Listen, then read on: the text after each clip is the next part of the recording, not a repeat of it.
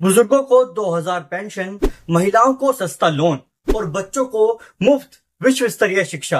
ये कुछ ऐसे वादे हैं जो बिहार की जनता के सामने पेश किए जा रहे हैं। चुनावी रणनीतिकार से मेन स्ट्रीम पॉलिटिक्स में आए प्रशांत किशोर ने बुधवार को अपनी पार्टी की लॉन्चिंग की औपचारिक घोषणा की। इसके लिए पटना के वेटनरी ग्राउंड को सजाकर तैयार किया गया था। मगर लोगों के मन में सवाल है, आखिर प्रशांत किशोर की राजनीति में आने से बिहार की जनता को क्या फायदा होगा?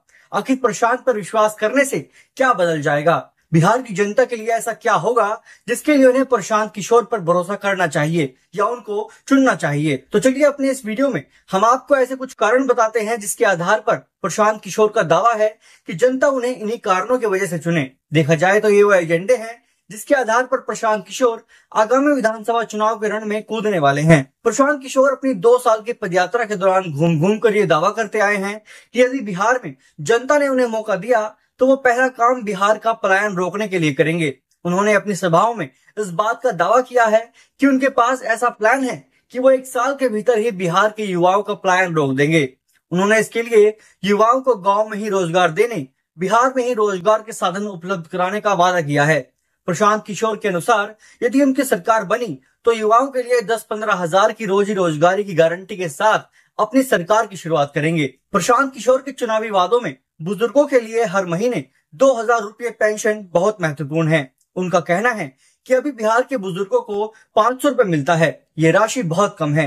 इस राशि से बुजुर्गों को सम्मान से जीने तक का हक नहीं मिल पाता है। उन्होंने इस बात की चर्चा बिहार के तमाम गाँवों में की है। उन्होंने जनता के बीच जाकर ऐलान किया है कि 60 साल से ऊपर के हर महिला पुरुष को हर महीने 2000 वृद्धा पेंशन के रूप में बुजुर्गों के खाते में डाले जाएंगे ताकि सम्मान पूर्वक बुजुर्ग अपनी कम हो चुकी जरूरत को पूरा कर सके। प्रशांत किशोर का दावा है कि बिहार की बेरोजगारी को खत्म करने के लिए रोजगार के संसाधन भी उपलब्ध कराने होंगे, जिसमें महिलाओं की भागीदारी बहुत जरूरी है।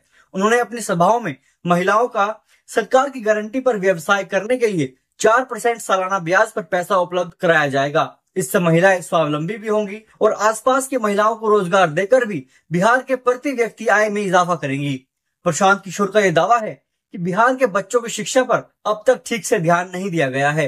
बच्चों को विश्व स्तरीय शिक्षा नहीं मिल पा रही है। इसके लिए उन्होंने बिहार के हर गरीब बच्चे को 15 साल तक के लिए मुफ्त शिक्षा देने का ऐलान किया है। प्रशांत किशोर का मानना है कि इसके लिए बिहार के पूरे शिक्षा तंत्र में सुधार की जरूरत है ताकि हर बच्चे के लिए बेहतर शिक्षा की व्यवस्था हो सके, साथ ही ये गुणवत्तापूर्ण हो। प्रशांत किशोर ने वादा किया है कि यदि उनकी पार्टी जनसुराज सत्ता में आती है तो विश्व स्तरीय शिक्षा के जरिए बिहार के बच्चों का भविष्य सुधारा जाएगा। गांव-गांव और बिहार के खेतों में घूमने के बाद प्रशांत किशोर ने किसानों की समस्या को भी समझने का प्रयास किया। उन्होंने पत्रकारों से बातचीत में ये बात कही कि बिहार की खेती लगातार कम हो रही है। इसकी वजह यह है कि किसानों को खेती से बहुत लाभ नहीं हो रहा है। लाभ की कमी की वजह से किसान खेती को बेहतर कमाई का जरिया नहीं मान रहे हैं। प्रशांत किशोर ने किसानों के साथ बैठक के दौरान उनसे ये वादा किया है कि यदि राज्य में उनकी सरकार बनी तो नकदी फसलों की खेती करने वाले किसानों के लिए मजदूरों की मुफ्त व्यवस्था की जाएगी, जिससे किसानों को सीधा लाभ मिलेगा और मजदूरों की भी सीधी कमाई हो पाएगी। प्रशांत किशोर के इन एजेंडों के साथ क्या वो बिहार की राजनीति को एक अलग स्तर पर ले जाने में कामयाब हो पाएंगे? आपको क्या लगता है? कमेंट में जरूर लिखें।